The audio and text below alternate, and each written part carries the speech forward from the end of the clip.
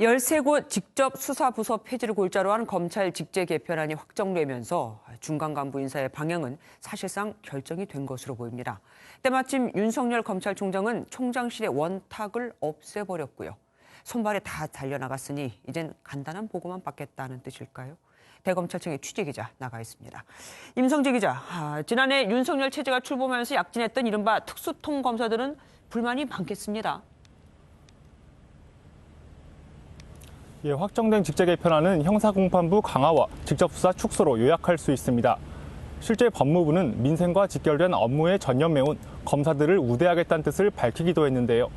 검찰 안팎에선 지난해 인사에서 이른바 윤석열 사단 특수통 검사들을 핵심 요직에 전면 배치한 게 자충수였다는 목소리가 나오고 있습니다.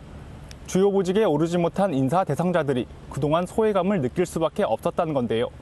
이런 이유로 지난해 인사가 추장관발 인사 태풍의 시작이자 검찰 스스로 드러내놓고 현재 인사 방향에 반발하지 못하는 명분이 됐다는 분석이 나오고 있습니다. 한편 오늘 국무회의에선 직제 개편뿐 아니라 윤 총장을 압박하는 또 하나의 카드가 공개됐습니다. 그동안의 관행과 달리 특별수사단 등 비직제 수사 조직을 설치하기 위해선 법무부 장관의 승인을 받아야 한다는 규정이 신설된 겁니다. 검찰의 직접 수사를 축소하는 또 다른 규정으로 윤 총장의 손발이 묶였다는 해석이 나오고 있습니다.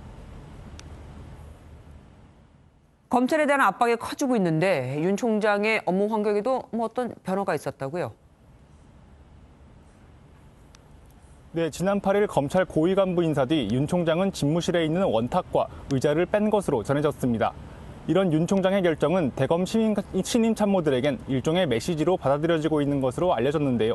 조국 전 장관 수사, 청와대 선거 개입 의혹 등 현안을 두고 장시간 회의를 하던 참모들이 교체되자 짧은 보고식으로 회의 방식을 바꾼 게 아니냐는 겁니다. 대검 관계자는 고위 간부 인사 뒤 원탁을 치운 건 맞지만 업무와 연계시키는 것은 억측이라며 확대 해석을 경계했습니다. 그럼에도 옛 참모들과 자주 갔던 전체 회의가 크게 줄어든 것으로 알려져 윤 총장이 새 참모진을 대하는 태도에 변화가 있다는 해석은 여전합니다.